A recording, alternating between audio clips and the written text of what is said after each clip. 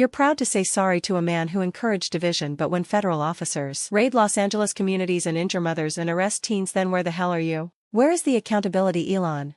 Recently, the political atmosphere in America reached a boiling point as Los Angeles, the beating heart of California, turned into a flashpoint of fear, resistance, and raw governmental power. Streets once filled with cultural expression were instead filled with screams, flashing lights, and the unmistakable echo of rubber bullets. In the midst of all this, Elon Musk, tech billionaire and prominent voice on X, formerly Twitter, made headlines not for standing with the people of L.A., not for criticizing ICE raids or condemning the use of military-grade force against peaceful protesters, but for something far more telling. He apologized to Donald Trump. That single gesture, seemingly trivial in isolation, sent a wave of fury across many communities, especially among leaders who have made it their mission to speak for the voiceless. None more than Representative Jasmine Crockett, who has become one of the loudest and clearest voices in Washington against hypocrisy, cruelty, and selective morality. And this time, she did not hold back. During a nationally broadcast segment, Crockett exploded at Musk with a bold demand: "You apologized to Trump,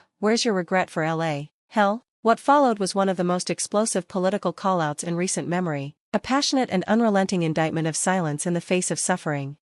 As ICE raids tore through Los Angeles, families were dragged from their homes in the middle of the night. In areas like East L.A., Compton, and even near the Fashion District, unmarked vans circled blocks. Dozens of arrests were made in broad daylight, with children crying as their parents were pulled into federal vehicles. Protesters flooded the streets, demanding answers and action. The response from the government? Rubber bullets, tear gas, military troops deployed under federal order despite clear opposition from state and local officials. And amid all this, there was Elon Musk, tweeting about space exploration, making jokes about traffic, and worst of all, offering a warm, almost remorseful public apology to Donald Trump, stating he was too harsh in past criticisms. Jasmine Crockett saw this not just as tone-deaf, but as outright betrayal to the people being brutalized just miles away from Tesla's California operations.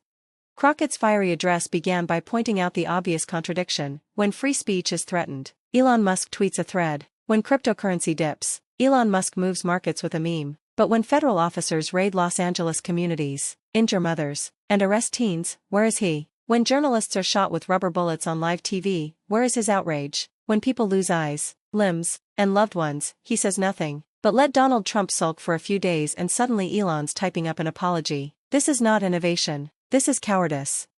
Her remarks hit like a hammer. What began as a simple interview on live television soon turned into a scathing rebuke of everything Elon Musk claimed to represent. Crockett didn't just call him out for his silence, she held him accountable for his influence. Elon Musk wants to be the face of modern America, of innovation, of progress. But what kind of progress is it when your factories expand and your voice shrinks in the face of injustice? You took California's subsidies. You built your empire on the back of our labor force. And now, when our people are under siege, you retreat into your bunkers of tweets and rockets. No, we will not let that stand unchallenged. As the footage from Los Angeles played in the background, scenes of protesters screaming as rubber bullets tore into their flesh, of officers dragging people across sidewalks, of helicopters swarming over neighborhoods, Crockett raised a trembling finger to the screen and said, "You want to apologize? Apologize for this." Her words froze the panel in silence. This was not performance. This was rage, pain, and truth pouring out in real time. Reports from Los Angeles revealed that more than 400 people were arrested during the protests sparked by the ICE raids. Over 70 were injured by rubber bullets, including a mother walking home with groceries and a teenage girl simply filming the crowd. One viral video showed an LAPD officer firing at point-blank range into a woman's abdomen as she screamed for her child. Crockett recited the names of the injured, one by one, looking directly into the camera, her voice growing heavy with each mention. Their pain is not a headline. Their bruises are not data points. Their suffering is not background noise to your stock prices. She then pivoted to Elon Musk's previous statements about free speech, about opposing censorship and supporting the voice of the people. With a steel gaze, she asked, "Where is that principle now, when the people cry out, and their voices are drowned in tear gas and flashbangs? Where is your so-called devotion to freedom, when their blood stains the sidewalks of the city you claim to care for? Why are you silent? Because your silence speaks volumes." Social media lit up in the aftermath of Crockett's speech. The hashtag #RegretForLA surged to trending status within minutes. Journalists across platforms replayed the confrontation on loop, with commentators stunned at the emotional gravity of Crockett's performance. But it wasn't just passion, it was policy. She backed her words with documented data, a breakdown of ICE activity in California, The names of neighborhoods disproportionately targeted, the injury count from crowd control tactics, and direct video footage of National Guard troops rolling down streets in armored vehicles.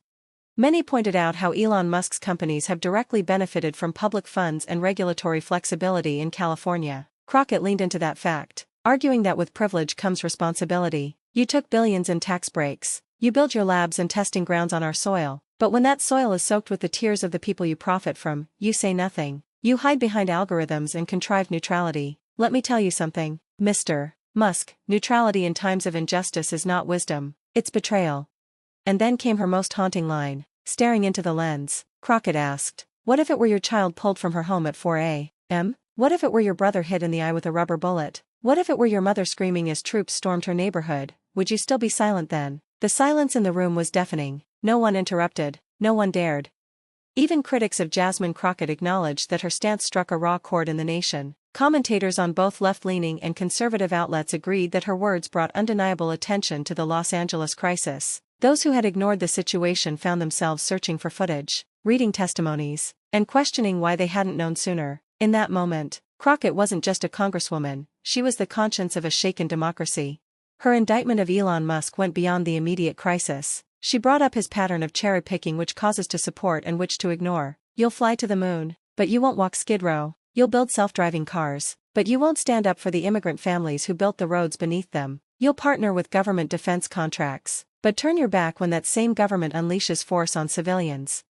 The audience watching at home began to re-evaluate what influence truly means. Crockett's core argument was not that Elon Musk is obligated to be a savior. Her point was that with his platform, his wealth, and his self-assigned moral compass, his silence in times of domestic abuse of power becomes an act of choice, and in this case, his choice was to apologize to Trump, while saying absolutely nothing about a humanitarian crisis happening in his own corporate backyard. And in case there was any misunderstanding, Crockett clarified, this isn't just about ICE, it's not just about rubber bullets, it's about what kind of country we want to be. One where billionaires apologize to autocrats but ignore abused Americans? Or one where we hold every voice, no matter how rich or powerful, accountable for the silence that enables suffering? She closed her segment with a warning, not just to Musk, but to every figure who chooses optics over morality. History remembers the loud and the silent, and when the books are written, let it be known that in the summer of 2025, when Los Angeles bled, the people did not forget who looked away, and neither will we. Her words echoed across the country. Within hours, clips were used in protest rallies, replayed in town hall meetings, and quoted by celebrities and grassroots organizers alike. Even those who once admired Musk without critique began demanding a response. He issued a short post later that evening acknowledging the tragic developments in Los Angeles, but failed to mention ICE or the federal deployment. For many, it was too little, too late. Crockett's challenge had already drawn a line in the sand, and Musk's reluctance to cross it with authenticity spoke volumes. In this moment, Jasmine Crockett didn't just confront a man, she confronted an entire system of indifference, one that shields wealth from accountability and masks silence as professionalism. She shattered the illusion that neutrality is harmless and reminded America that when power is met with suffering, staying silent is not a stance, it's complicity. If you found this breakdown of Jasmine Crockett's explosive takedown of Elon Musk powerful, and you believe more people should be speaking truth to power, don't forget to like this video, leave a comment with your thoughts, and hit that subscribe button. We'll keep bringing you the raw stories, the unfiltered truth, and the voices that won't back down. Stay informed, stay loud, stay on the right side of history.